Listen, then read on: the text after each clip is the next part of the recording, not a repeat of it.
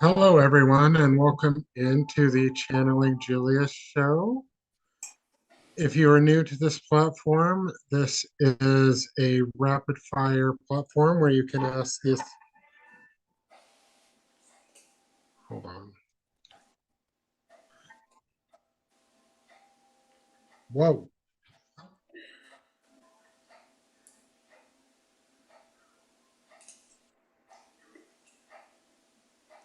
All right, I think I got that one figured out.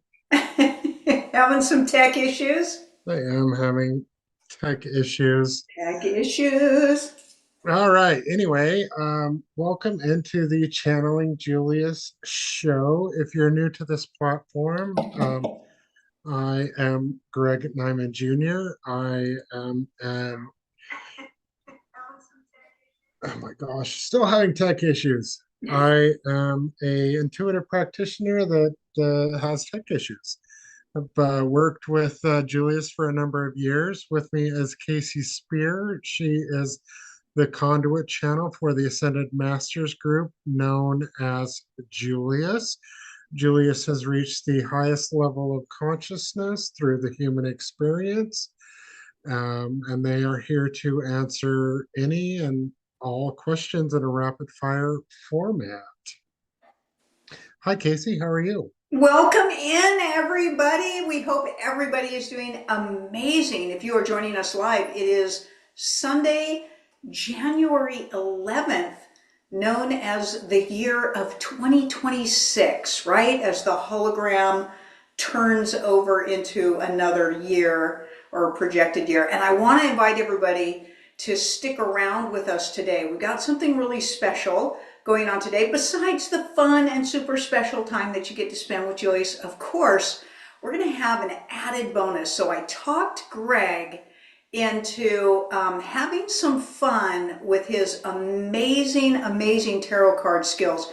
We're going to give you guys an opportunity to get a short tarot reading from Greg near the end of the show. So hang in there. We'll tell you in a little bit how to participate with that. But in addition to that, of course, please send your questions in. We love to have an interaction with you. We're talking about all kinds of stuff. Greg loves to interact with Julius as well. So it's always a great time. We just thought it would be really fun this year, changing things up a little bit. As you can see, our platform and our format is a little more playful, a little more personal, and we're looking forward to some shifts and some changes this year. And I thought it would be really fun for Greg to show off some of his skills for some of you and get you guys interactive in another way. So hang in there with us, okay? Love that. Love that. As always, please like, comment, share our page. Also, check out the website, channelingjulius.com. The more you interact, the better it looks for the algorithm. And yeah, away we go. First question is from the Flourishing Group. Hi, Kasey and Julius. Can you explain the difference between the brain, the mind, and the consciousness? Are thoughts, the mind, part of consciousness? Thank you. Yeah, it does get a little bit confusing, doesn't it? Say, so you do not have to have a brain to have a thought. That's probably the most amazing thing, okay? So consciousness is all thought, existence, and possibility, known as source energy. If we were to give source a descriptive word, or descriptive explanation as to what it is, we would call it thought. All thought possibility for everything, Master, comes from a thought. And it is a vibration, and it is an ongoing energy aspect that exists everywhere, known as consciousness. So consciousness is an aspect of contemplation of thought. Contemplation of thought. So thought is pure source energy. And then once that converts into a variation of vibrations, it becomes different forms and different levels of consciousness, or the different way that that thought could be perceived. Pretty cool, huh? So everything is a vibrational aspect of source other than its origin, or point zero aspect, for which source energy resonates at a frequency that's so high that you literally cannot capture it, you cannot contemplate it, you cannot experience it, you cannot demonstrate it. That's why we refer to it as source. It's a source energy for everything to be created from, for every way for thought to be expressed. So you have source energy, which is pure thought. Then consciousness is the actionable vibration variation of thought, of source energy. Both of those things exist everywhere. There is no empty space. It is always, thought is always present.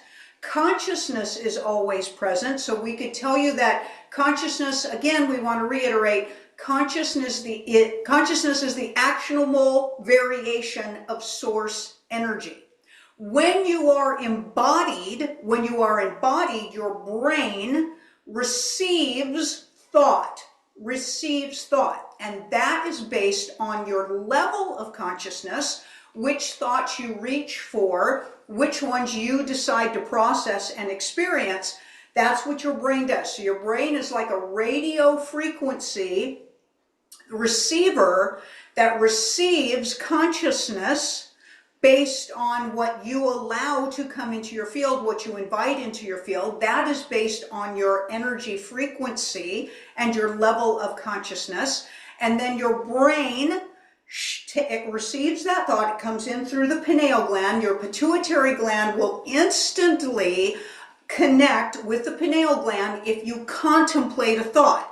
So some of the thoughts that drop into you, you don't contemplate. They're just kind of there. A lot of them have to do with the operational aspects of your physical body, which is what your brain is responsible for. But once you contemplate a thought, your soul, which is in effect launched through your pituitary gland, connects with a thought coming through your pineal gland and immediately shoots that thought as a vibrational component all the way through your physical body, through your nervous system, and you instantly become thought actualized.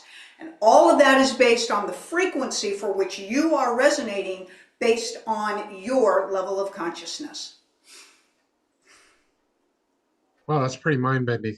It is, but there's an order to it, right? So to speak. Like, of course, we'll say all of this is so instantaneous, masters, that you generally can't even count. There isn't like, okay, now this is happening, and now this is happening, and now this is happening. Now, what we can tell you is this: your altered ego exists in the mind or the brain. It does not exist in the soul. Your soul leaves the physical body, basically leaves the brain behind, in an essence leaves the altered ego behind in most cases. But your level of consciousness remains with you throughout your journey. So in other words, you do not automatically become a high consciousness being once you go disembodied, which a lot of people think you do. People think they get a break.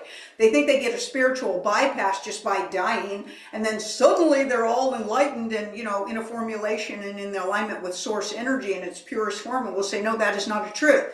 You don't ever die. You are always in a continual state. You are always and in all ways in a continual state.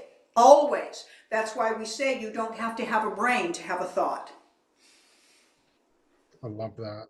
I love that. So, next question. Which abilities have I once fully embodied? This is by Cat 55, by the way. Which abilities have I once fully embodied but consciously set aside in order to pass through this phase of life, and which of these are now ready to re-emerge naturally without effort, struggle, or the need to prove anything? I equals everybody watching this show. Thank you in advance. So, Master, all of that is your state of denial and amnesia. All of it is based on your denial, your judgment, and your amnesic state. So, Master, your source, you are everything. Everything. You are every possibility. You seem to think that there are like a number of gifts. You are the creator of the all. That is the truth. You have embodied yourself to experience thought through physical demonstration. But your only limitation for that which you can perform or demonstrate lies within your acceptance of who you are, what you are, when you are, and how you are. So it's all based on your level of consciousness, your ignorance, your judgment, your amnesia, your fear, mostly. And that's for every formation, every formation. So it is fear that limits your knowing that you are source, but you are not holding your gifts back. They just have a vibrational demonstrative aspect, and fear prevents you from sitting in a lot of the vibrational demonstration aspect of some of the magnificent stuff that you are. Love that. Love that. Um, I'll follow up with that question. Um, if we are in an environment where we have shrunk ourselves and our abilities due to the judgments or opinions of those around us, Expectations and agenda of those around yes, you. yes. What do we need to do to bring those gifts back online? Well, you need to change your vibration. It's still all about vibration. It truly is, okay? But here's what most people don't understand. They literally don't have the ability to comprehend how much they judge. How much they judge. They cannot even comprehend that, okay? And when we say that, people think judgment of other people or judgment of only particular things. We're talking about judgment of all thought possibility. And you will be amazed if you could actually see how much thought you reject because you judge it. You'd be dumbfounded. You literally would be like, oh my gosh, you reject or judge probably 90% of thought possibility out there, the average person, okay? That's a lot of judgment. And that much judgment puts you in a low conscious state. That's fear of thought. And that puts your vibration in a low vibration state. And so this is, in effect, everything about your life, your gifts, your love, your ability to love yourself, and everything is actionable in your life based on the way you perceive all thought, which is you as source, because you are all thought. Now, people don't do the correlation between judging themselves and judging thought, and we're like, but you are thought, so you're judging yourself. So, masters, when you're growing your consciousness, you still have massive percentages of judgment against yourself because you're thought and you reject thought. And they just don't understand that. When they come to our teachings and our remembrance, they will come to know that, which will encourage them to open their minds and not judge thought, and therefore not judge themselves as much, okay? But when you are so afraid of either being accepted and or rejected or discarded, you will then become a puppet or a performer for other people's pleasings. And that is a very low vibrational state. You'll fight and fight and fight and fight for your gifts, for your consciousness, for your voice, for your intuitiveness, for your healing abilities, because that vibration reduces the amount of effectiveness that those things can come through. So even if they do come through, they're usually coming through from a very small percentage. And even though they may seem grand in the moment, compared to how massive they are in your authentic aspect, in your high frequency state, there's basically no comparison. So everything always, Master, has to do with vibration. And when you live in fear, you are low vibration. And when you are more concerned about other people's opinions about you, you're in fear. You're in fear. Okay? Now, this doesn't mean that you move into a state where you F you to everybody and PO to everybody. Okay? That's an anger, right? And that's also low vibration.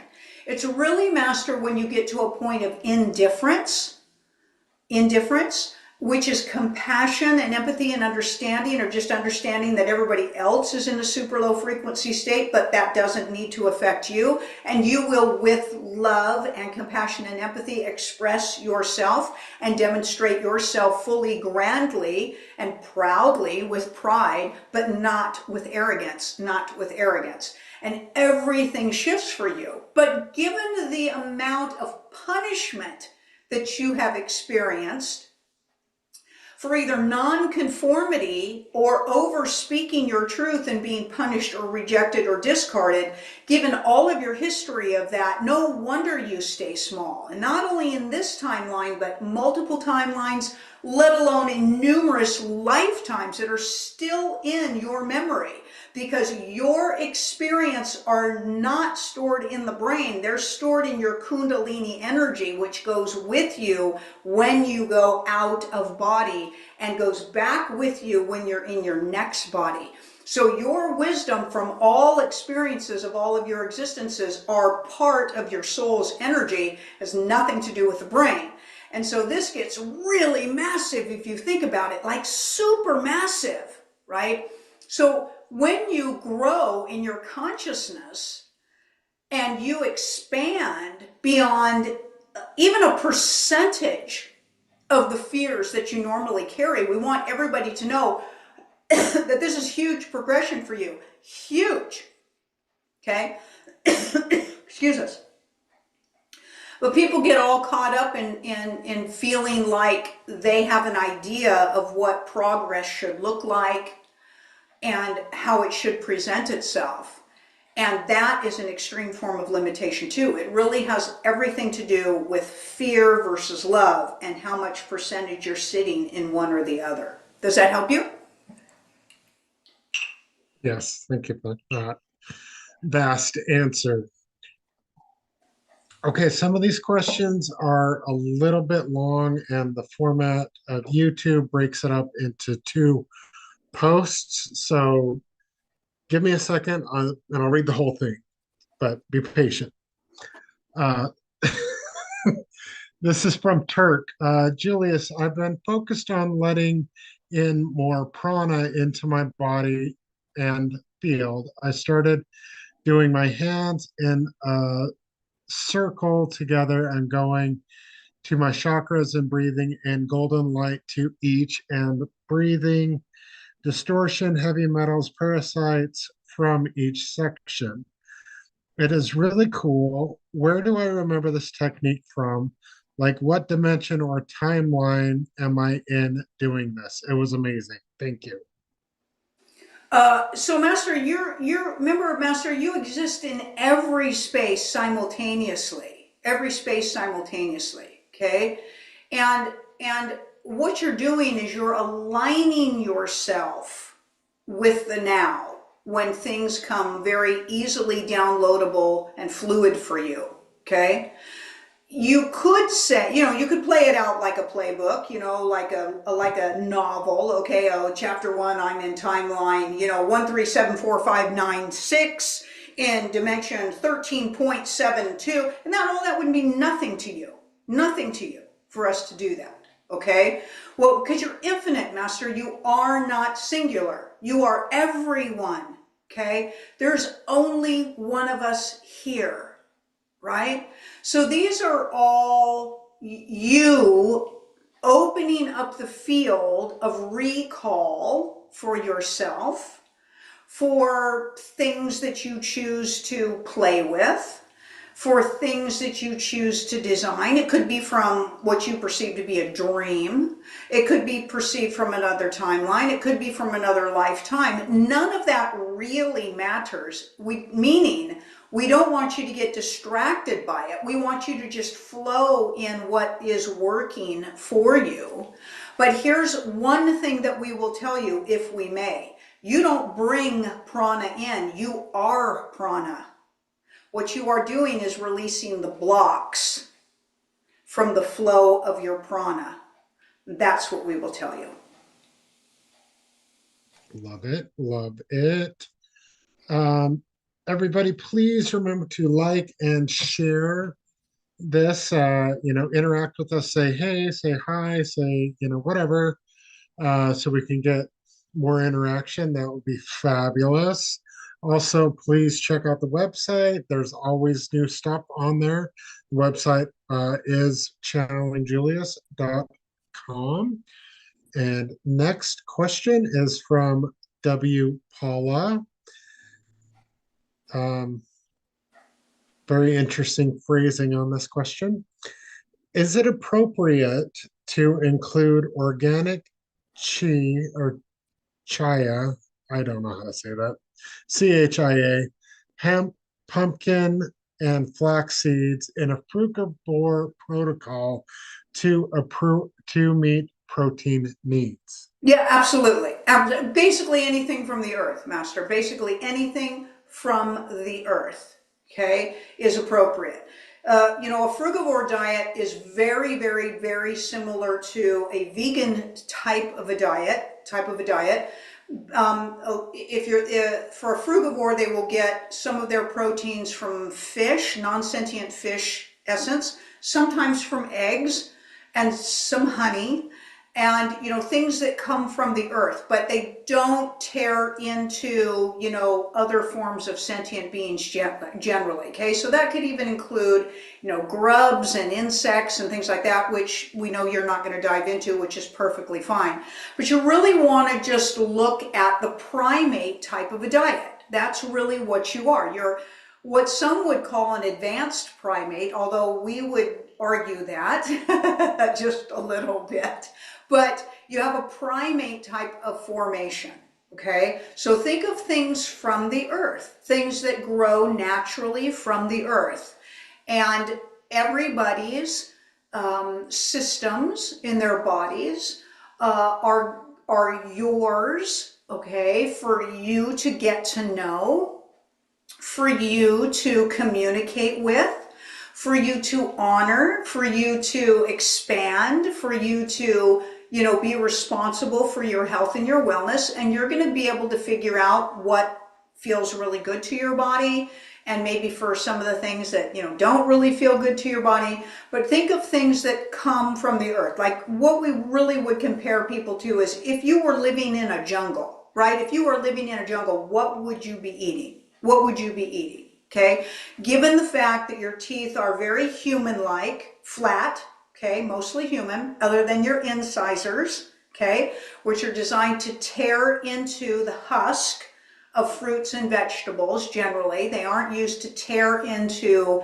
the flesh, thick flesh, of red type, what would be considered red meated, type of beans. Okay, that's why you can do fish and insects and things like that. But yes, to answer your question, stuff that comes from the earth, usually very good for the body, unless you've got something off kilter and out of balance with your body. Love it. Love it. Got some really positive comments here. Cat55 says, whoa, thank you for the elaborate answer with hearts. Definitely getting some knowledge on us tonight for sure. All right. Next question from Hilda B. What are the judgmental perspectives behind the fear of how powerful we are? Sorry, Greg, you cut out just a tiny bit. Can you reread that, please? Absolutely. What are the judgmental perspectives behind the fear of how powerful we are? Oh, usually unworthiness. Usually unworthiness is the biggest one. Okay. It's not only what you've been programmed with, Master, but it's all about the altered ego. It's all about the altered ego. So it has a lot to do with unworthiness, shame, and unworthiness. But of course, it's also about being punished. You know, when you were little, a lot of the times in the human experience, as well as other embodied experiences, parents who are not highly advanced on their conscious journey and do not know themselves as source, they generally have a hierarchy of importance order within a family. Okay?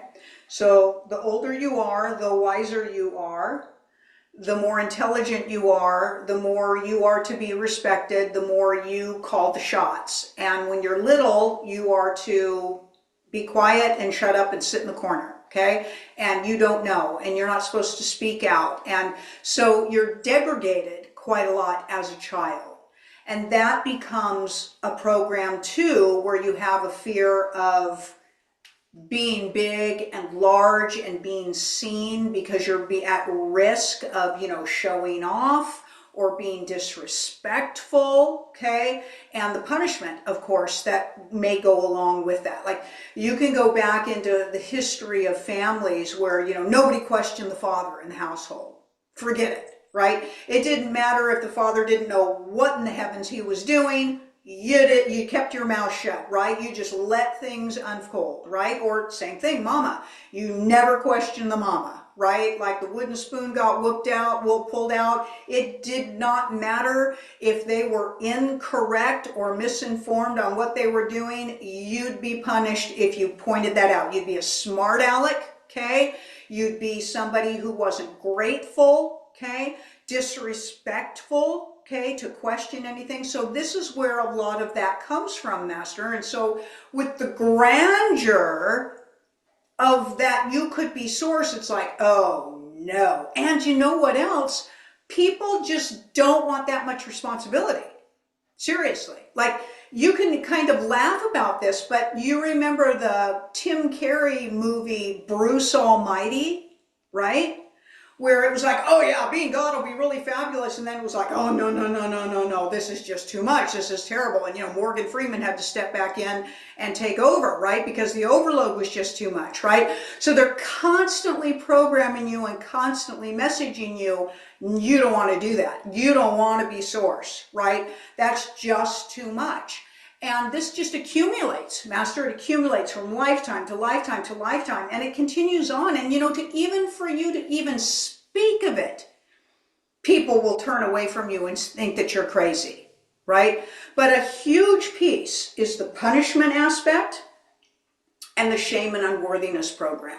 That's what we will tell you. Love it. Love it. Next question from Juanita Vendita. Yay, fun show. Love to be here. Well, we love having you. Absolutely.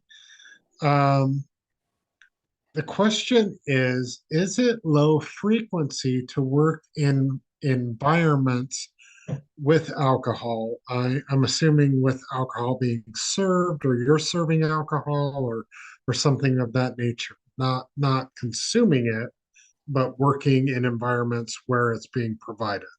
Of course, of course. You're working in an environment that serves poison. Of course, it's low frequency. Of course. And everybody coming in there consuming it is low frequency. Okay? But don't let that freak you out over too much, Master, because most workplaces are very low frequency. They are. And we understand you've got to make a living. And in some of those environments, you make a very good living, because poison is highly consumed here on the Earthship. So to answer your question, yes, it's low vibration. But so is most workplaces. So you kind of choose what you need to do, right? You can focus on high frequency in so many other areas of your life, and you can hold your vibration very high as much as you can in that environment and not succumb to it and not become part of it. But yes, it is a low vibration environment, but so is so many other things. And they've designed them that way. They've designed them, that those that have controlled the earthship has designed all systems to reduce humans into slavery aspects and to reduce their power and to reduce and shrink their consciousness. And almost every workplace holds that same type of vibration because it has to conform to everything being acceptable so it can be a business. So it gets pretty entangled. It gets very entangled. You may get to a point when you are working on your consciousness and your frequency master that you can't do that environment anymore. It'll hurt. Seriously, it'll make you sick and it may hurt. And you may have to move into another aspect. Even something that doesn't serve poison. But Master, the truth is every restaurant serves poison, don't they? Like they serve poison, right? In the food too, okay? They're serving human in so many restaurants now, right? So, how deep are you going to go in that rabbit hole as far as high vibration, low vibration? We're just telling you, most workplaces are pretty low vibration. So you get to weigh. But to answer your question just right out of the gate, yes, it's low vibration. But we want to support you and love you and let you know that we understand you and we see you and that it's lovely that you're asking that question, because it does mean, Master, that you are waking up, and that is an amazing thing, right? That is an amazing thing. And this segues perfectly into a conversation that I was having earlier. And a question. Julius, can you talk on a basic level as to how crystals affect your energetic field, affect your conscious journey, maybe shield you, maybe, how do they work on a more basic level for understanding? Yeah. So crystals are amazing, okay?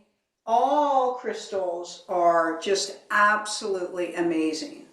They are alive. Of course, their energy and their consciousness. They hold and house consciousness. They hold and house what we kind of want to say different intentions, different taskings to them. They come in different elemental counts. You have 2-element crystals, you have 3-element crystals, you have 4 elemental aspects of crystals. That affects the vibration of them. Some people really feel the effects of crystals and really align with them and really work with them and incorporate their energy with them on a conscious level, because remember, of course, you are source. And so you have a partnership with these extraordinary gifts that you've brought to yourself. Also, they are intergalactic and interdimensional, because crystals form from elements outside of your galaxy that are brought here through comets and asteroids and are sprinkled, onto the Earthship. So they are amazing, amazing energies to them. Specific crystals can work as wonderful layers of protection for you, to wear them and to carry them with you and to place them around in your environment can truly help to add a layer of protection energy. They can truly add an aspect of cleaning and clearing energy, purifying energy, in your room. They can do so many things with your emotions, okay? So most people have a lot of trauma in their life, whether they realize it or not, and certain crystals can help to calm the nervous system, help to clear the mind, quiet the mind. So a lot of them have to do with dealing with a lot of emotions. Some are with grief, some are with trauma. And so, yes, they can be very, very, very, very useful. And other people will just say, they don't get anything out of them. And that's perfectly okay too. They don't get out of a whole lot out of a lot of things in their life that are available to them. But crystals are consciousness. They collect and gather thought, and they also can secrete thought back to you if you hold a crystal. So we're always holding crystals when we're channeling, and these crystals become filled with our channeled information, and they live and they breathe and they change and they shift, and you can see them just get filled up with information. Then we could pass that crystal off to somebody, and that crystal could actually be a little bit of a messenger from us to the next person. If that person hones in and opens up that crystal energetically, they could actually get information passed on that way. So they're wonderful communication devices, and they're also snapshots of experiences. So sometimes crystals dug up from the earth can communicate with you about a time period, about a civilization, about technology. So they're extremely interesting to communicate with. Also, beings and entities can live inside of crystals. We've channeled crystals sometimes, and there's actually a being inside. We can sometimes give the name of the being, what it's doing in there. Sometimes we'll free them out of crystal and help move them. So they are very cool, very cool. And Masters, here's what becomes even more amazing is that crystals come with a general signature or override of an understanding about, what they do and what they don't do and things like that. This is usually a general consensus, okay? These usually books are written about, what this crystal does this and this crystal does that. And at the beginning, you'll follow along with that. And yeah, it can hold a lot of truth for you. But don't ever forget that you are source. You are source. And so you can tell a crystal what you want it to do for you. You can ask a crystal to assist you in many, many ways. And if you have a crystal and it resonates with you and you're like, I just know that this crystal does this for me or that for me, you're right. You're right. But they are amazing. We can't imagine this physical life without them. As you all know, they're used in your technology. You've got crystals in your cell phones, okay? You've got crystals in your weapons, okay? In your computers, right? So we know that they're energy. We know that they're energy. And it's really just a question of whether you decide to dive into the information highway that they can provide, or have a conversation with somebody who does know. Greg knows probably more about crystals certainly than the average person, probably more than the person who would claim themselves to be an expert. And if you have a question and you're like, I really need something for this and I really need something for that, and somebody is able to say, well, here, use this, carry this with you, use these two together, try it. You can't really go wrong. You can't really go wrong. Now, a crystal can really make you feel good, and sometimes a crystal cannot make you feel so great. The energy with it may not resonate with you, but this one over here or this one over here does. So you get to know your own self as well with the different signatures of energies from crystals. So does that answer your question? Absolutely. Yeah. And of course, usually people have their favorites. People have their favorites. They love to lean into, favorite things. And you're never wrong. They're like a friend. They're like a companion, but they also absorb. They absorb a lot. And so if you are in a very stressed environment, crystals are a great thing to have in your environment because they'll protect you, they'll deflect some of the negativity, but then don't forget to clean them on a regular basis as well, because they'll get kind of gunked up. And it's also a form of respect for them. Like, you wouldn't have a child and never bathe the child, right? Never let it get outside, never breathe a little bit. That's what we tell people to always keep in mind when it comes to most of their crystals. Okay? Absolutely. Absolutely. Um, I work in a low vibration environment and I wear moldavite every day to work. That really helps me. Another couple that will really help you in the environment you're describing is smoky quartz for transmuting energy, black tourmaline for protection, amethyst to ward off addiction, and hematite to ground you. Yeah. Yeah. All right, it is the time of the show where we talk about the fabulous, fabulous specials going on. So let me share that screen in here. We are still running a special on the closing out 2025, bringing in 2026. It's an amazing process, super popular.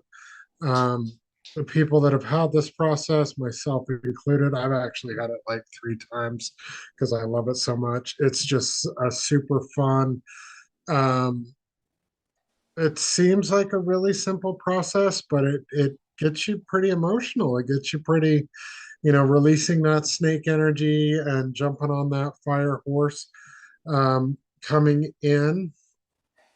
Super, super fun process. Another process that we've got going on, and I'll show you how to navigate the website here a little bit. You go to sessions and you can go to see all, and that'll show all of the processes that we're currently offering. Packages will show the package deals that we've got. The mini sessions are just amazing. All of these little sessions are about 20 minutes long. They're super powerful, but they're not like overwhelmingly intense. And if you're, wanting, your taste of Julius for maybe the first time, or a little brush up of Julius, and it's been a minute. These are all available. There is a package deal on them. If I can, right here, the mini session combo package. It's 175, you know, discounted for all the sessions packaged together. So yeah, check them out. Super, super good deals going on right now. I'm not sure how long we're going to be carrying these on, but they are amazing. I have not had a process with Julius that I've walked away from and gone, yeah, maybe I shouldn't have done that one, or I didn't really get anything out of that one. They're all amazing. Please check out the website, read about them. You have any questions, contact support. They will be more than happy to help you, find out which one's right for you, or give you a little bit more description on a process that you're looking for in particular. But they are super, super amazing. Yeah, who And doesn't need a boost to their energy, right? Who doesn't need a boost, right? We've designed, or Julius has designed, so many options for you. I think probably more options than the average practitioner offers, truly. Especially when it comes to courses and classes, and you can also get into some really heavy duty coaching packages, something that's really going to do a super deep dive, multi-weeks, with Julius, and sessions and things like that. So lots and lots of opportunities for everybody. And it's so much fun to do these live and one-on-one with everybody. So these are all one-on-one sessions. These are not group sessions. These are all very individual one-on-one sessions with you guys and Julius. Okay? Yeah.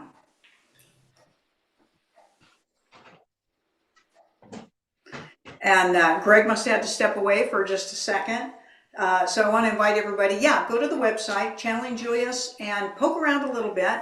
If you have questions, you can always send an email to support@channelingjulius.com, and my team, either Sue or JC, will get back to you and answer any and all of your questions to make sure that you're getting everything that you're looking for, okay? Absolutely, absolutely. One really quick crystal question from W. Paula. How can you tell if your crystals are not fake when you're purchasing them? It's very, very simple. The feel. If they don't feel like they're vibrating, they aren't. They're not authentic. A lot of crystals will get faked with various types of glass, which is a little deceiving, but you can tell the difference between glass and a crystal. Yeah, and Like, I think one of the biggest ways that they try to pass glass off is the crystal balls, right? yes, If you've got a really clear crystal ball and it doesn't have any movement on the inside of it, it's pure, clear crystal ball, that thing's going to be really expensive. Is that right, Greg? Like it's not going to be like a $100 couple or hundred 200 grand. bucks. Yeah, It's going to be several. If it is a perfectly clear crystal ball, it's glass, unless it's several $1,000s, like right, $200,000. I've never seen an authentic, clear crystal ball that is actual crystal. right. The thing about crystals is they move, they shift, they change. The second you channel energy through them, it's going to fracture. Yeah. That's just how it works. Yeah, So so yeah, crystal balls, should have movement, to them.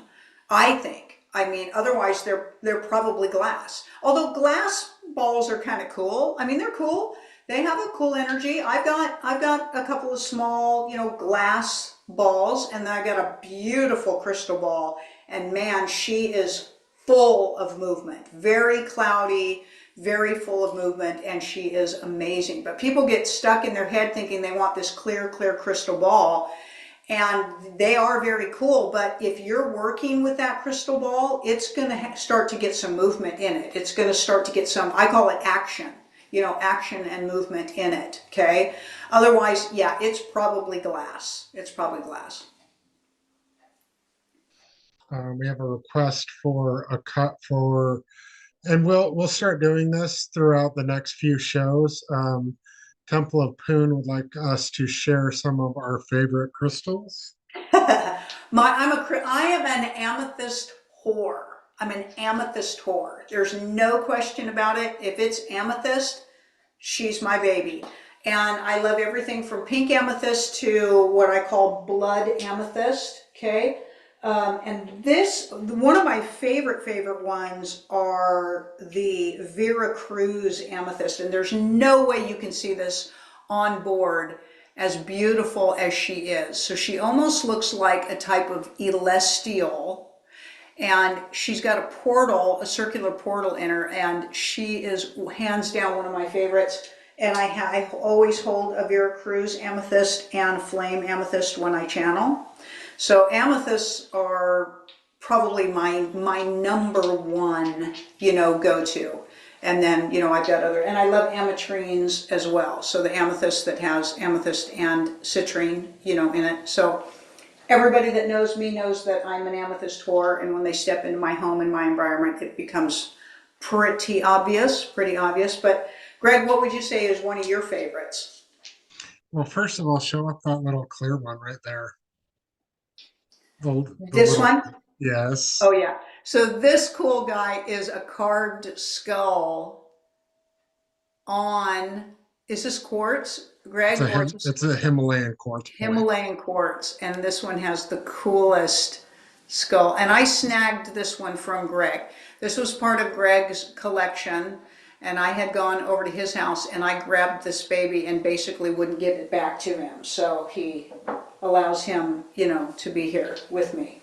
So, A couple of my favorites, one of them sitting right next to you on the floor.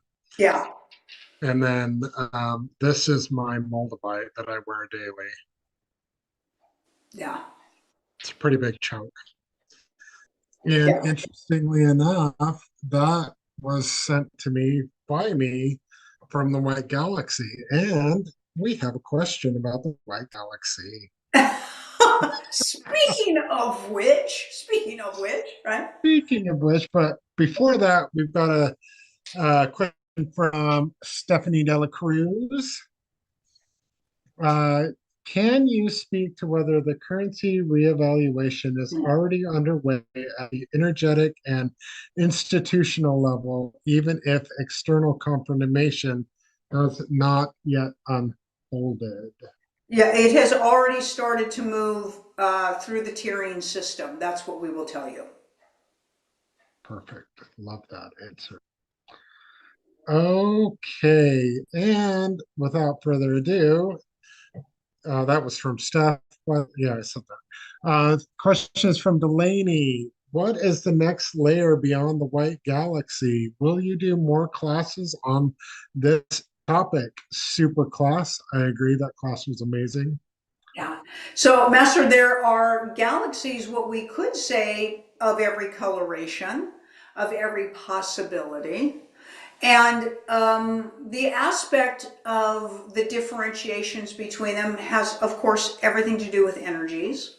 And whether or not, most people usually want to know whether or not they're accessible to you while you're embodied in your dark galaxy, or what we call a black galaxy. But galaxies also come in either, a patterned or a fixed galaxy and universe, or a chaotic universe and galaxy. So there's a lot of conversation that there is to be considered. Thank you for your input. And your suggestion would definitively be considered. What's really interesting probably about the galactic forms and the galactic energies is they have a lot to do with the types of energies that different level healers work with.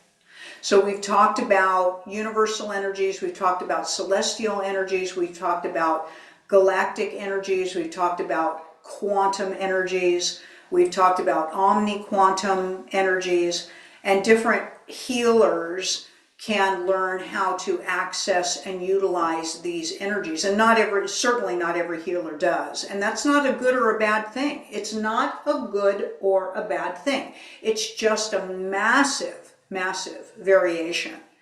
And as you grow in your consciousness, you will have, more available access to these things and more usability to these things. But thank you for your suggestion, and we will for sure take that in consideration. We hope you're signed up on our newsletter so you will be able to find out if we have one of those classes for you.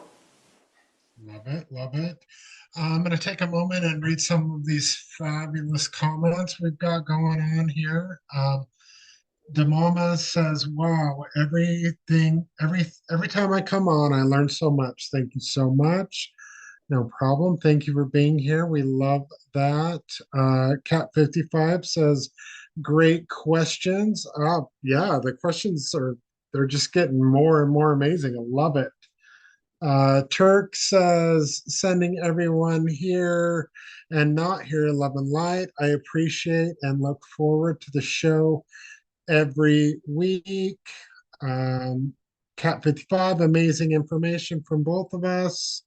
Love it. Love your crystal input. Cat 55, Turk, blessings to you. Juana Vendita, I am sorry. I know I slaughter your name every single time because I say it different every single time. The 2526 was my first session, and wow, so much pent up emotion came out. It was so intense, but things are aligning for me much easier and continuing to get better. Love that, love that, love that. Okay, next question. I know that I've missed a bunch and I'm sorry for that, but send them into sport or bring them back next week. Hold on. I want to get everybody prepped. We're going to go just a couple more questions and then we're going to turn the tables on Greg and we're going to let Greg do some tarot readings. So if you guys are interested in having Greg do a quick pull of tarot for you guys, what we want you to do is we want you to put me or yes, send in either me or yes, and then you can also ask a question that a short tarot card pull could answer for you. So if you just want a general read, just a 3 to 5 card pull of general read, just put me or yes, please. But if you have a question, put me and your question in, and Greg's going to burn through a few of those. We're going to go overtime tonight to allow Greg to do that. And it's just going to be a whole lot of fun. Obviously, Greg, I want to speak very honestly, if I may, on this platform. I'm gonna hold on.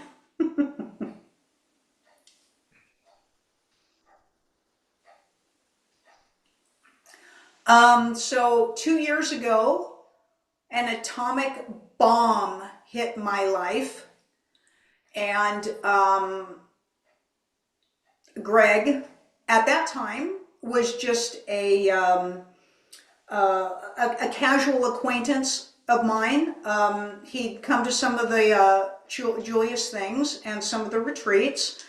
And I had done some energy work on Greg, and I knew that Greg was a very gifted reader, tarot card reader, and things of that nature.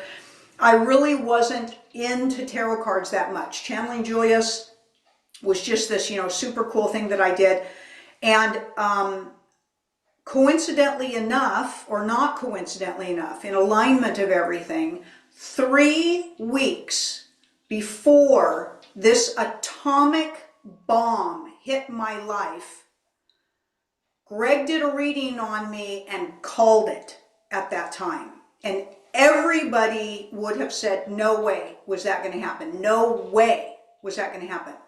What was interesting was he actually gave a reading to my now ex-husband, who dropped the atomic bomb on my life that same day earlier, and the cards called him out on it, and he freaked out from being exposed, got angry, and basically left.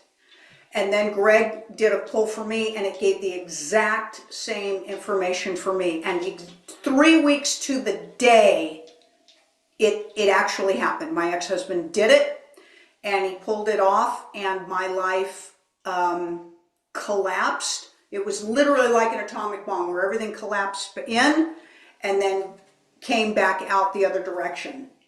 And Greg was a huge piece of assisting me in my continuation to be able to do Julius through my trauma, my CPSD, the trauma that occurred from the event. And his tarot readings were very comforting to me. They assisted me through the legal processes, the divorce processes, and things of that nature. So Greg is an extremely humble and extremely gifted tarot reader. And Greg can do light, fluffy readings, and he can do really harsh readings, and he can do all kinds of crazy readings. So he's really great.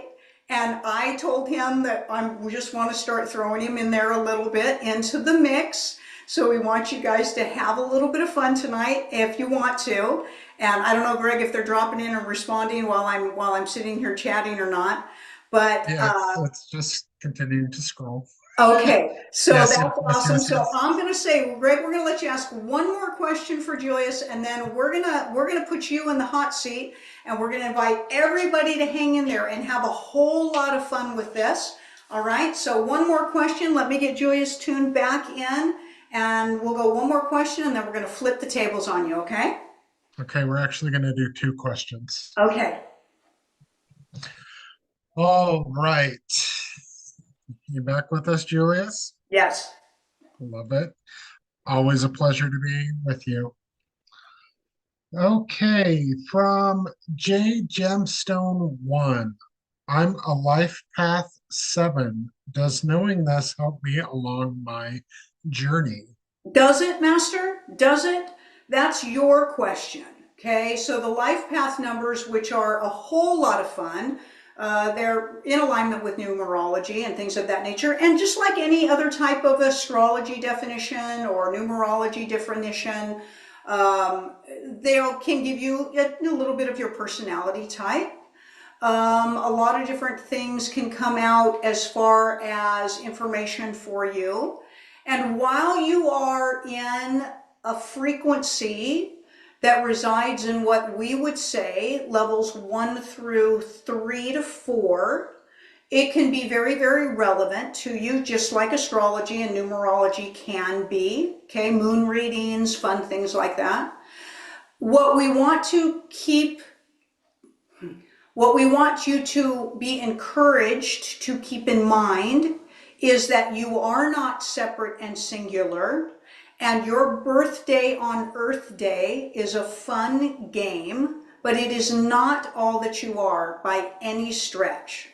So if your life path 7 is something that inspires you, lovely. Utilize it to inspire you, but never to limit you. Never to limit you. Okay? It can be very relevant with the interaction of other sentient beings, with things that come up for you when you have doubts and questioning, but never, ever, ever think, Master, that that's all that you are. That is just not a truth. But as you are learning things about yourself, it is delightful to have some things assist you with aligning with energies, especially if you have some fear and some doubt and some concerns. But the more you grow the knowing of yourself as the all, not only will you learn that you are all numbers, but Masters, you aren't even numbers. You're even a much higher energy than that. So we hope that that answers your question. Absolutely.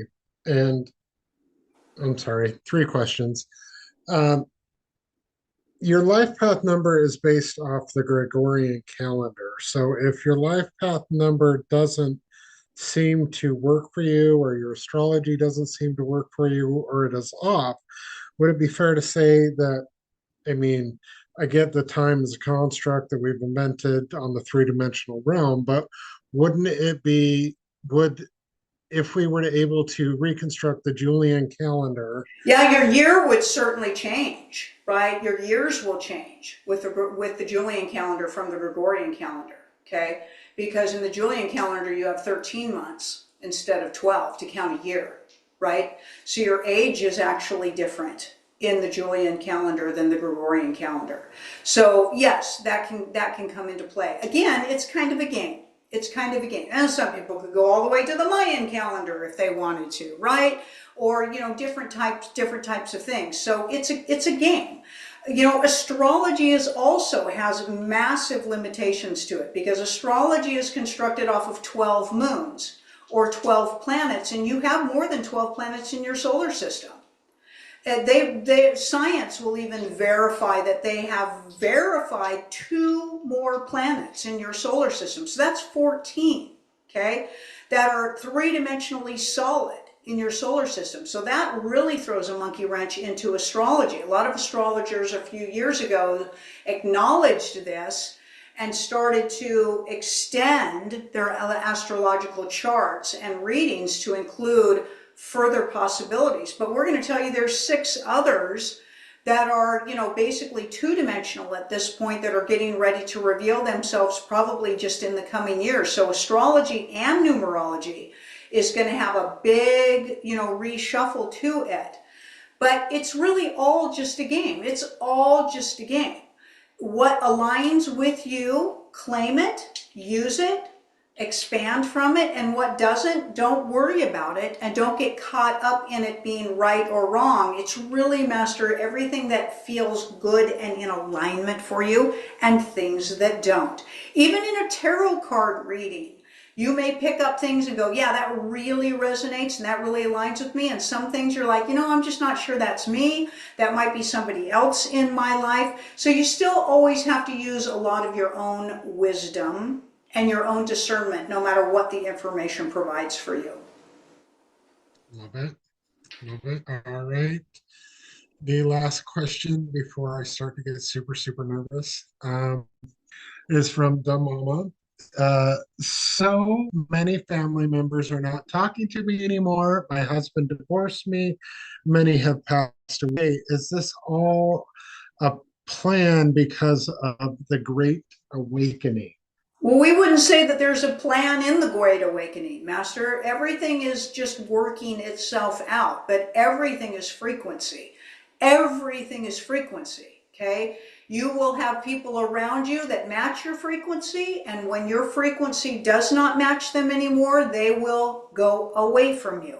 That's how relationships work, period. You can talk about all the drama wrapped around that being the truth. You can talk about what one person did or didn't do, or what they said or what they didn't say, or their character or their morals or the betrayal or the lies or the anger or the whatever. But it's still, all of that is a byproduct of vibration.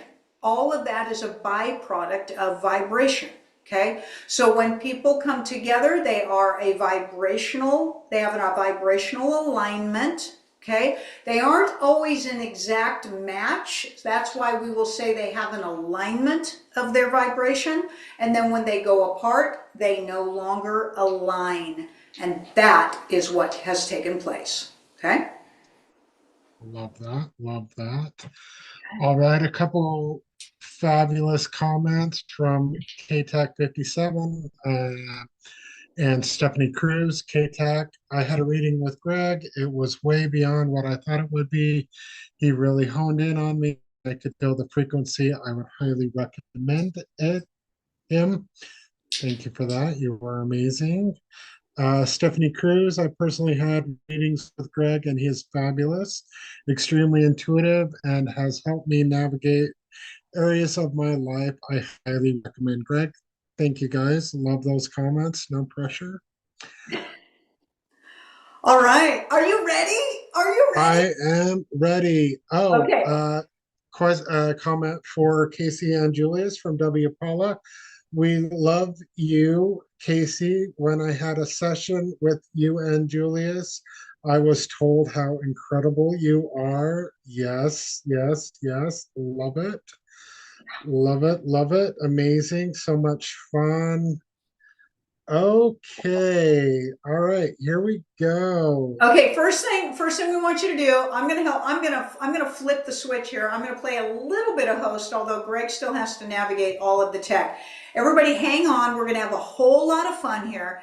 Greg, first thing I want to do is I want you to show your deck really quick to everybody. Can you hold that up to the camera, the one you're going to use tonight? Greg is actually the facilitator and user of hundreds of decks. This is the one he pulled up for tonight. If we may do this again periodically. We'll have him use different decks as he comes in. But I say I'm an amethyst whore. Greg is a purple whore. Okay, anything purple is all about Greg. So here's his purple metallic deck, one of his favorite ones. Right there we go. Purple Tarot. Tarot. Okay, and Tarot. so Greg, you're gonna do. We're gonna do what? 3-card pull. Shall we do a 3-card pull up to a 5-card, depending on how you're feeling? Yeah, 3 cards. Okay, generally how I do it is I may alternate between the top 3 and then going through the deck and pulling 3 out at random, depending on the person. And then if the reading is a little bit vague, I may flip to the bottom of the deck, which offers clarification, or cut to a card in the deck, which will offer some clarification as well. That's generally how I do it. Um, and so I don't have to ask everybody individually. I am going to assume if you wanted a reading, that I have permission to work in your energetic field. If I do not, please comment real quick, like. And not getting that. Okay, so here we go. Um, Cat 55 was first on the draw at the very beginning of the show, saying she was interested. So, all right, Cat, here we go. We'll be pulling three cards for you. General reading of what you need to know now in this particular moment of now in this particular timeline, lifetime. So we get real honed in on what's going on for you at this moment.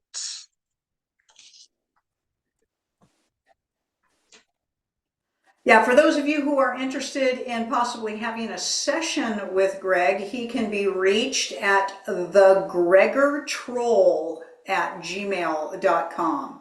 So that's GREGORTROLL at gmail.com. Thegregortroll@gmail.com. And you can talk to him about the different type of tarot card readings that he does. There, it's in the chat. Really changed that since high school, but you know, whatever.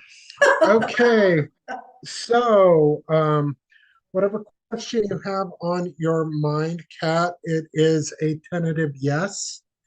You have the 4 or 7 of cups, which is talking about um, fantasy and illusion, wishful thinking, choices, imagination. So that to me is talking about something that you're planning or something that you're trying to bring into your world, but you are a little bit caught up in the details.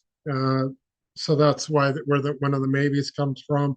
The next card is the Fool, which is all about beginnings, innocence, spontaneity, a free spirit. So that's telling you to just go with it. Just trust and go. Quit overthinking it. And then the Two of Swords, which is also what the maybe is coming from. And that's talking about indecision, too many choices, stalemate situation, blocked emotion. So that's really whatever you're working on. You're sabotaging yourself by overthinking it. So it's going to work out. Remember, you are source. Raise your vibration and just go with it. It'll fine. I don't feel anything negative coming off. Just quit tripping over yourself. Yeah, and we love that term, right? That paralysis through analysis, right? Don't do the paralysis through analysis. Absolutely, absolutely. Next is Temple of Poon. What's going on for you in the timeline of now? General read.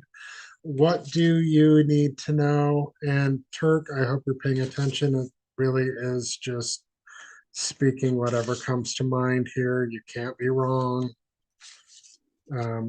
These people will know what I'm referring to. I, it's all good.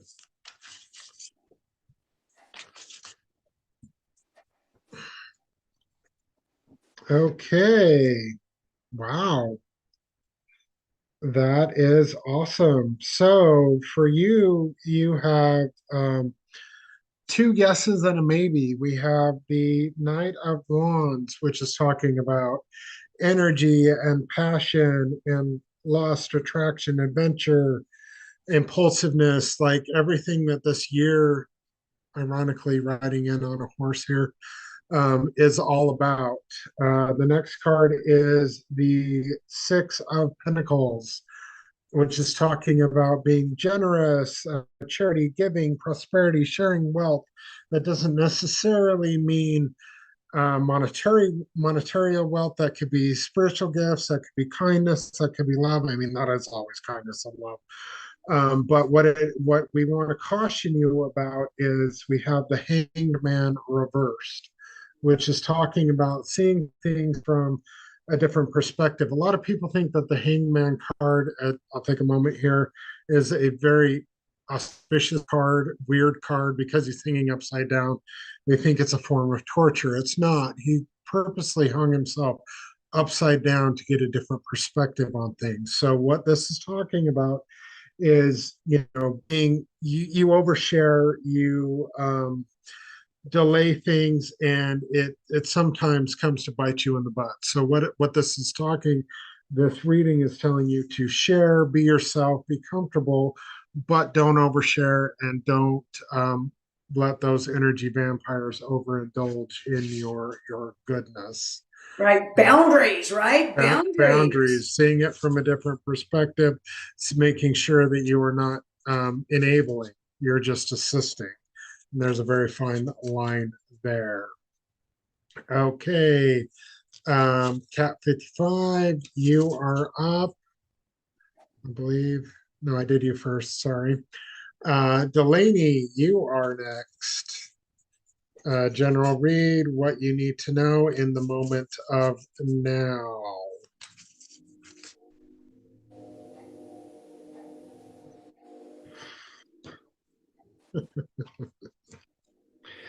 Okay, so we have a lot of yes cards, actually three yes cards. So whatever you're thinking is yes, but they're all inverted, which is not necessarily a bad thing. It just means the differences are a little bit, the nuances are a little bit. So we have the Fool inverted, which is talking about nativity, naivety, foolishness, recklessness, and risk taking. So I feel like that is a lot of people talking about you and what you're doing in your life, thinking that you are being naive and foolhardy. You're not, but that's what they're thinking. The Ace of Cups, which is generally a really positive card, except for when it's inverted. That is telling you to process your emotions. You're stifling everything inside of you, and it is going to, without getting too personal for myself or for you, but it's going to cause a lot of problems that I'm very familiar with that will end you in the hospital in a coma. So get those emotions out. Cry, ground yourself, Himalayan salt baths, sessions with Julius, sessions with me, talk to whoever, get those emotions out. They need to come out. And then we have the Three of Wands, which is talking about delays, lack of foresight, obstacles in long term goals. And all of that is your emotions that you're repressing.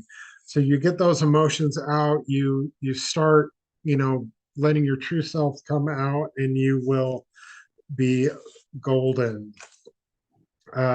Next, that was who was that? Was that Delaney? That was Delaney. Right. Okay. Next is W. Paula. Again, I can see how this is so hard for you to do both at the same time. W. Paula, what do you need to know in the moment of now, working in your energetic field on just general knowledge? Okay. Interesting. We're getting a lot of reverse cards here, which is very interesting. You also have two tarot's broken up into higher arcana and major arcana, minor arcana. Unlike a lot of deviation systems, the major tarot has the major arcana, which weigh more heavily in a reading than the minor arcana. That's why they're called major and minor. Way more information on that, but you have two majors that are inverted and one minor that is inverted as well. So we have a yes, yes, and a no to whatever your question is. The first major arcana is justice inverted, and that is telling me people are treating you unfairly, they have no accountability, they are treating you dishonestly, they are trying to manipulate and control and stifle you. Um, and that's why the justice is inverted. Classes on narcissists, you need to, well, you don't need to do anything, but they'd be very helpful on you. Study up on your narcissists because you have a whole bunch of them. Judgment is also inverted, and that card is inverted is about self-doubt, refusal of self-examination. That is talking about the narcissists in your life. They are making you doubt yourself. They will not see themselves. They have zero accountability. And this is also leading you into refusing to examine yourself as well, because when you do, they call you crazy and things of that nature. And then we have the Eight of Swords reversed, which is actually a really positive card when it's reversed. Upright is not very positive at all. This is talking about being open to new perspectives and release. So that is releasing these narcissists from your energetic field and releasing their stranglehold they have upon you. See things differently, see you for the lovely person that you are, and do not believe their BS. Next, since I can't swear, I got scolded on that one. Next is Elizabeth Wolf, General Read in the moment of now. Okay. Wow, bang and read for you. Again, you have three yeses in your reading. Two uprights, one major arcana, the Ace of Cups. Oh, I love that one. Love, compassion, creativity, overwhelming emotion. This is you. This is you coming into your joy. This is why you want to cry all the time, because you are in joy and you don't know what it feels like. Celebrate this, embrace this. The next card is the Three of Wands, which is preparation, foresight, enterprise, and exhaustion. So that is talking about you being prepared for what is coming next. Step into that joy, step into that love. And the next card is the Six of Pentacles inverted, which is talking about debt, selfishness, one-sided charity. And again, since it seems to be a reoccurring theme with all of us empaths here, quit giving so much of yourself to these narcissists. You have the strength to persevere, cut ties, and be done with them. Next, Next is Love Light Lauren, General Read in the moment of now. I'm sorry, I can't see comments at the bottom if you're commenting on anything. What shall we see? Let's see what is in store for Love Light Lauren. Okay. All right. Lots of big cards showing up here. We have okay, interesting. We have a yes, we have a no, and we have a maybe. So really, the answer to your question is all dependent on how you proceed. We have the Ace of Wands upright. Yes, Super, yes. super powerful card. Inspiration, power, creation, beginnings, potential. This is you really stepping into the knowing that you are source. Then we have the Seven of Swords inverted, which is mental challenges, breaking free. This is you breaking that program that you are not source, that is stifling, that is holding you back, letting go of that programming. And then we have the Hermit. Ooh. Inverted, which is a major arcana. And this is talking about isolation, loneliness, and withdrawal. So you are finding out very firsthand how lonely the conscious journey is. Congratulations. But you are here and you are loved and you are supported. So don't ever forget that. That's like with your the ratings that Greg was giving to me. It's like, yeah, everything's pretty much gonna fall apart, but it's gonna be okay. I'm like, no, no, it's gonna be okay. It's gonna be okay. It's not gonna be okay. Yeah. Okay, next is Damama. General in the moment of now. What do we got for you? Okay. Wow, we have three inverted cards for you. This one's going to sting a little. I'm sorry. Like, what are you doing over there? You're gonna be here sitting there thinking, okay, how am I gonna say this in a nice way, right? How am I going to spin this? I'm not. I'm not. Okay, so the answer to your question is no, don't go back to that narcissistic family of yours. We have the King of Swords inverted, which is all about manipulation, tyrannical rule, Oh. abuse. And then we have, it gets better. Yay. We have the Seven of Wands, which is talking about giving up, overwhelm, and protection. So that is talking about you wanting to give up and being overwhelmed. Do not do that. Protect your energy. Withdraw from these people. Cut them off. And then we have actually, we do have a good card in here. Surprisingly enough. We have the Five of Pentacles inverted, which is actually a good card, upright at its top. This is talking about recovery from financial loss and some spiritual poverty, which is, you redesigning your entire spiritual belief practices. It'll be okay. It's going to hurt, but it'll be okay. Again, we're here to support you and love you through this. Apparently, your tower moments this year or the end of last, which is fine. Um, Next is that was Demama. Next, the person who I cannot say her name. I'm so sorry. Juana Bendia. I know I slaughter it. Eventually, we're gonna have a session, and you're gonna tell me how to say it.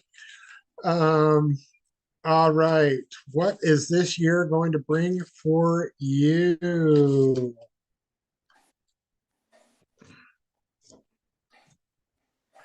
It's a lot nicer read when I don't turn the cards over. I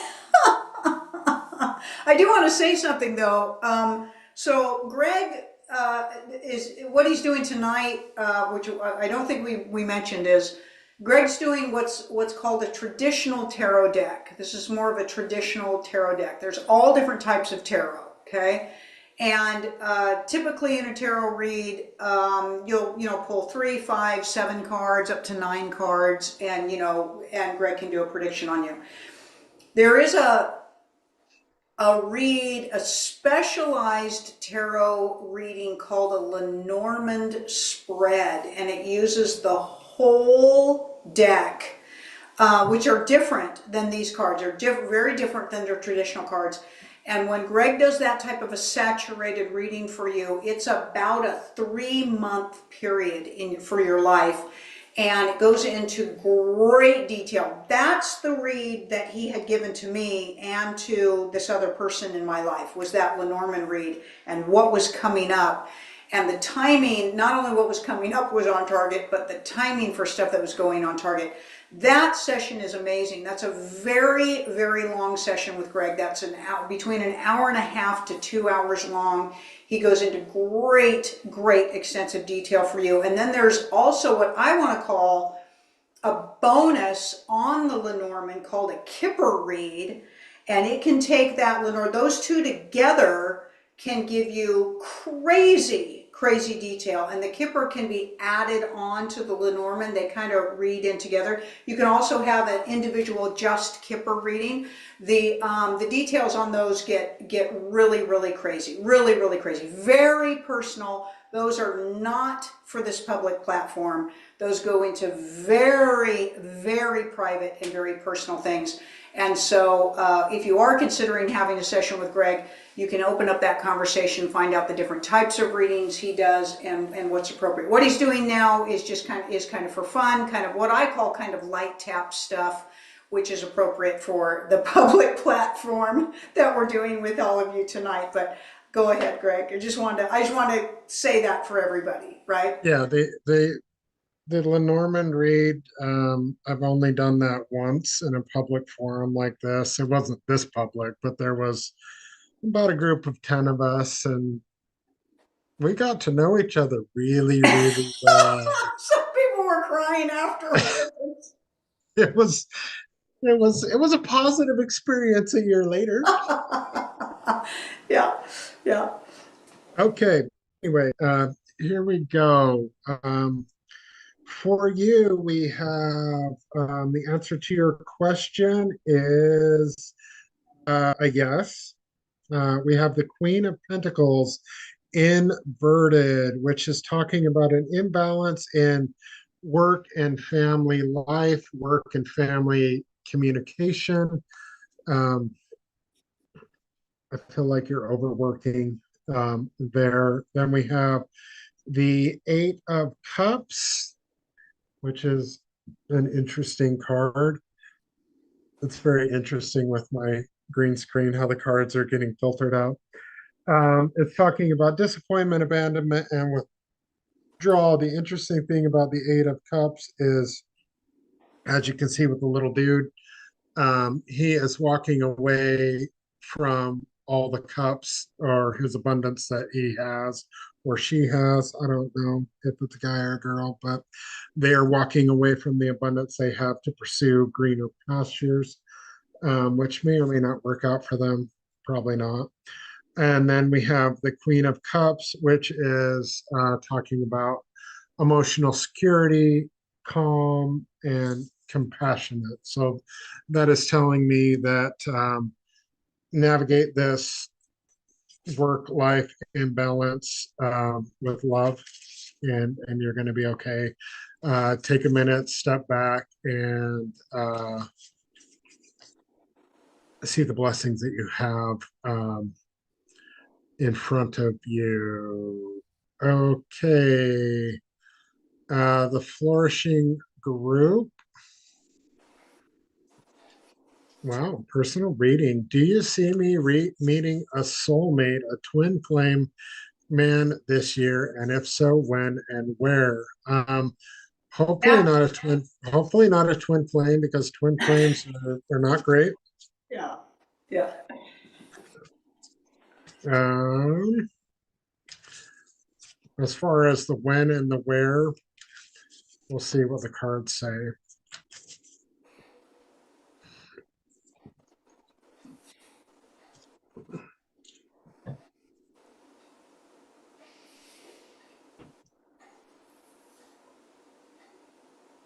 Oh no.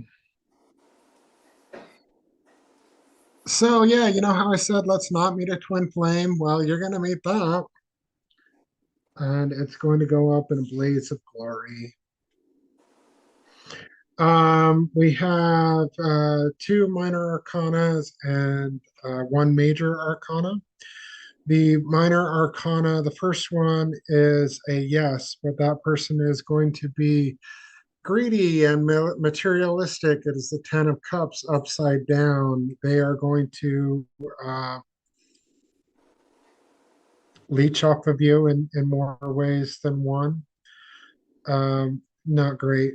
Then we have Kasey's favorite card, which is the Four of Swords. This card is all about rest and contemplation. recuperation, relaxation, and rest. So this is talking about the period after dude comes in and wrecks your world. And just in case you weren't sure about that, we we have the devil card,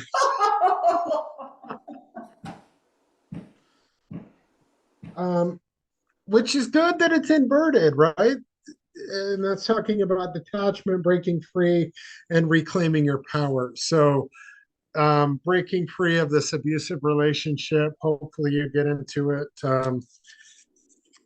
out of it, in and out of it relatively quickly. But rest and recuperation is going to help you break free of that particular fun relationship. The cards didn't really say when, but I feel like it's going to be fairly soon. Okay. All right. Let's see. Let's see. Let's see. Let's see. Random fun. Okay. The Lost Lord 82. I love that we're getting engagement from new people. New people, at least new to me hosting it. You may have been here forever and I just didn't know. If that's the We case, just I don't know. We apologize. just don't know, right? Okay, in the moment of now, what do you need to know?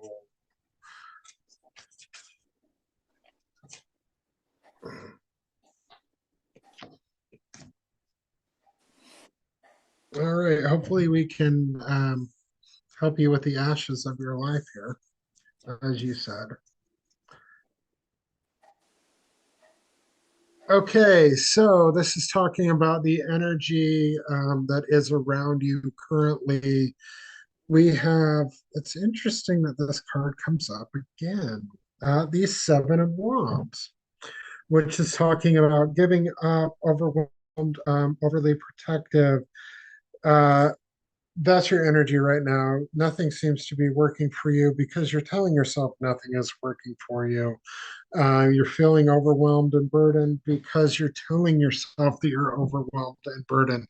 You're very focused on the negative aspects of what's going on in your life and the ashes, as you say, of your life. Ashes are a good thing, especially when you are actually a phoenix, and that is you shedding your old life and creating something new. Um, I have personal experience with that a couple of years ago as well, but we won't get into that right now. Next card is the Two of Swords, which is, again, a second appearance of this particular card, which is interesting. Only this time it's not inverted. It's talking about indecision, you not seeing the choices you have in front of you, you wanting to wave the white flag, you feeling that you are in a stalemated situation, which you are because you are repressing your emotions. Let that out. Let it be free. Let it roam with the planet. You don't need to hold on to it.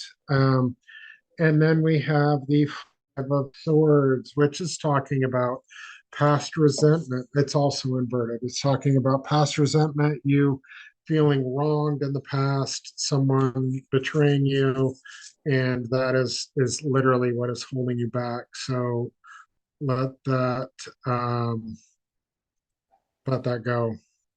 Let that go. Okay. Wow, thank you so much for your comments, you guys. You are amazing, amazing. Let me see if we have any other people that I haven't got to yet. Well, we Uh. got to leave some of them hanging, Greg, so we can pick them up for the next spontaneous fun time with you, right? Okay, we'll do one more. I think that's all we have anyway. All right, Lexi Marie.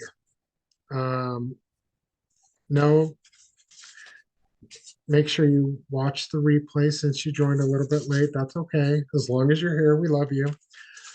All right. What do we have in the moment of now for you in this lifetime?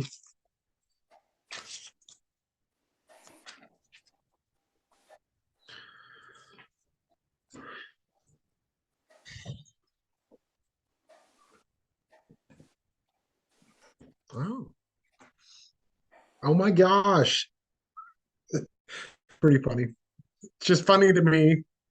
I'll explain why in a second. Not that your reading's funny, but the cards are funny. Okay, so your question is a yes. Whatever it is a yes, but you don't want it to be a yes, and you're sabotaging yourself, and I'll explain that here in a second. So the first card is the Ten of Cups, which is talking about harmony, marriage, happiness, celebration, alignment, abundance, all sorts of fun stuff. But the next card is King of Swords inverted, which is talking about manipulation, tyrannical abuse.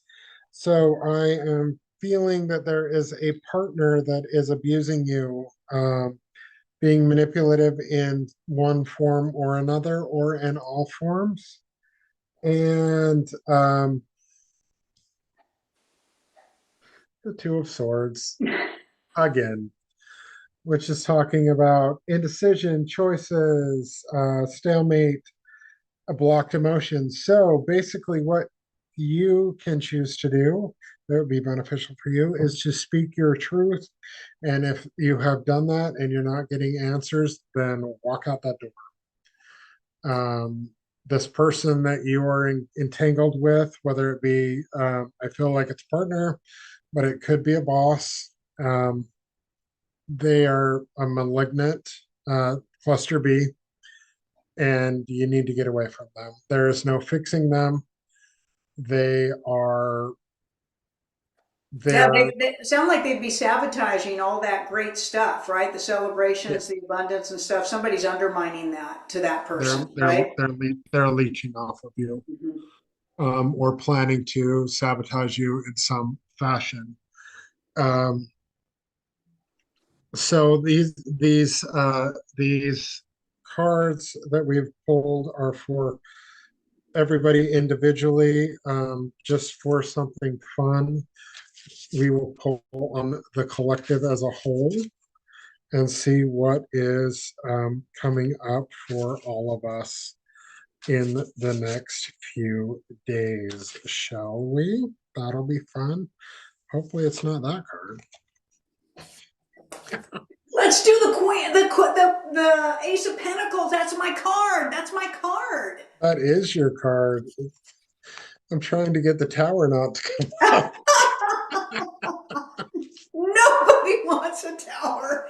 That was all about my cards. I'm like, God, how is that tower going to go away?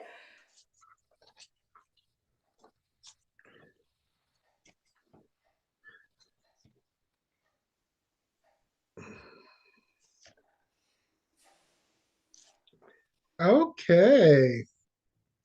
Not quite the Ace of Pentacles, but we'll take it.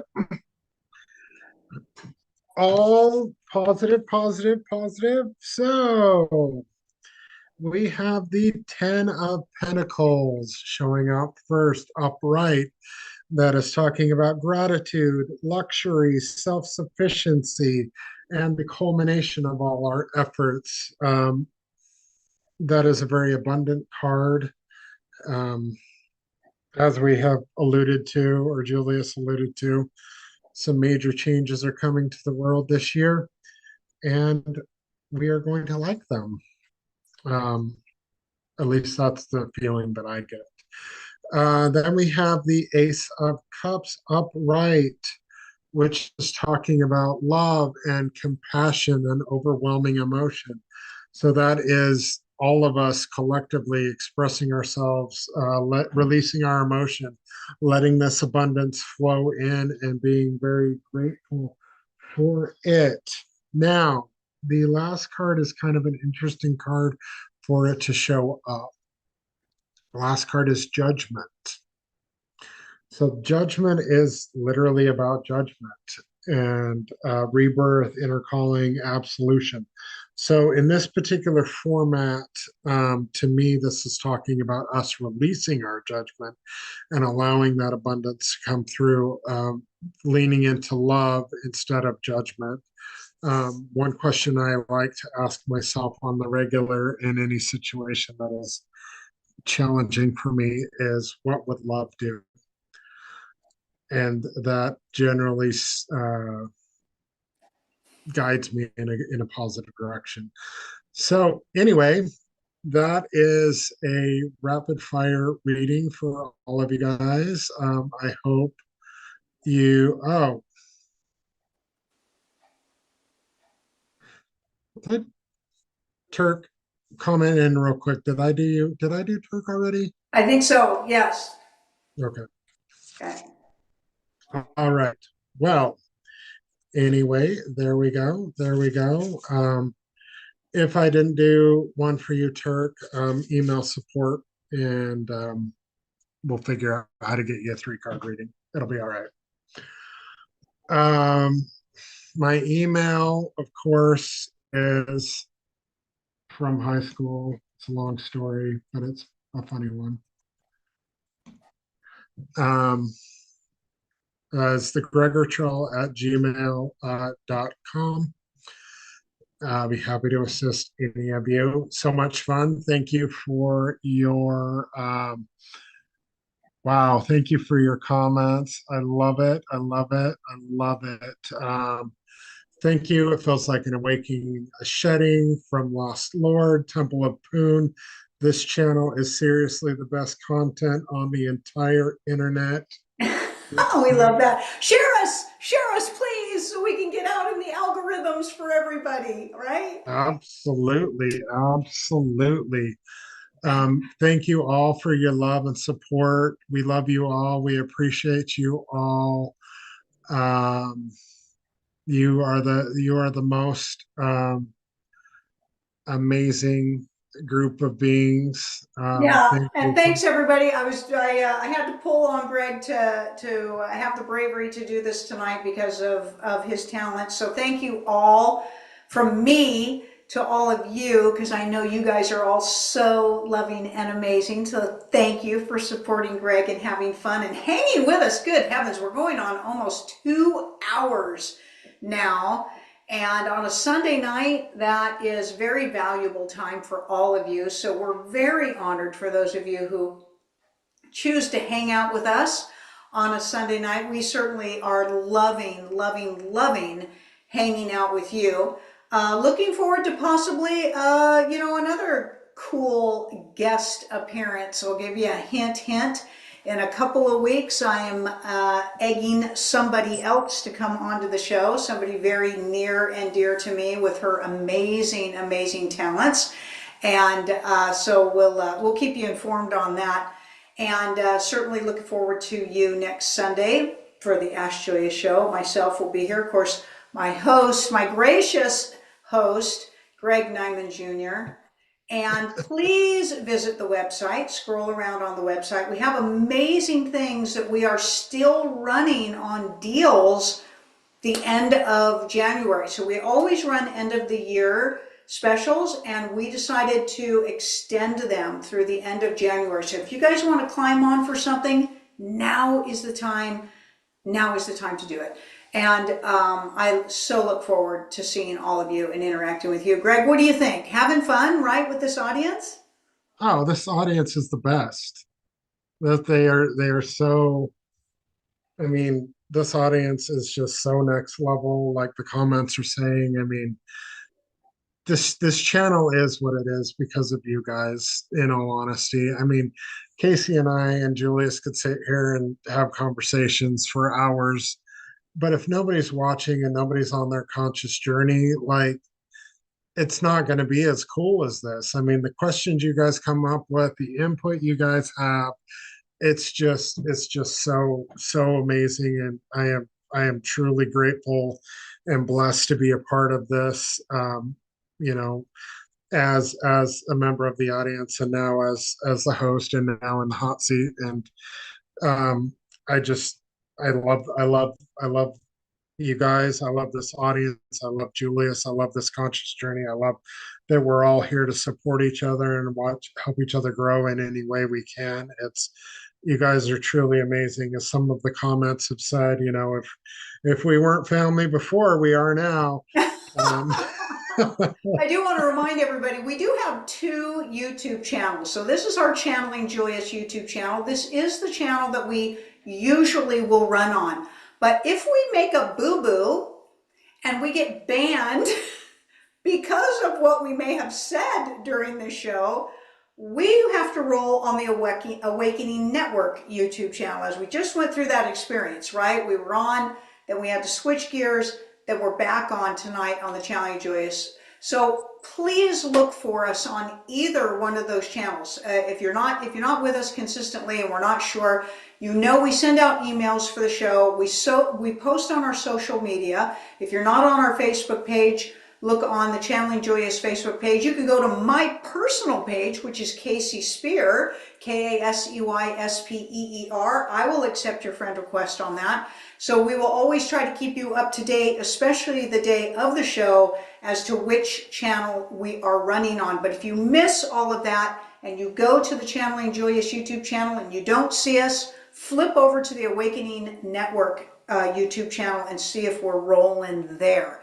And we have been doing some spontaneous additional shows here and there. We've been having a little bit of fun with that. Again, we try to get notices out on us. Best way to get those notifications is to be on our social platforms or email list.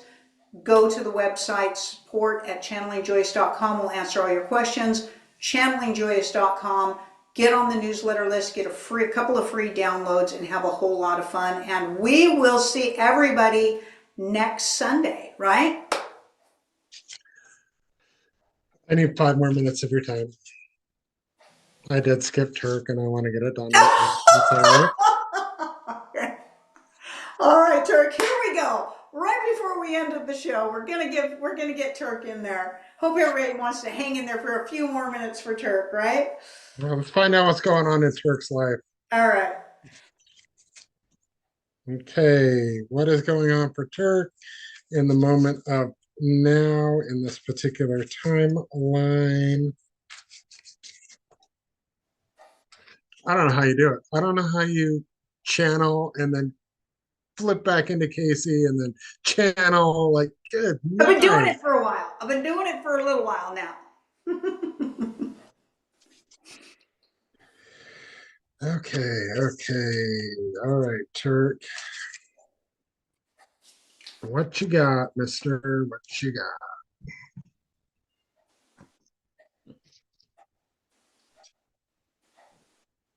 Okay, the answer to your question is a yes. The first card is the Nine of Cups, very positive card. It is talking about, and you can't really see it because it's the same color as the card, my background.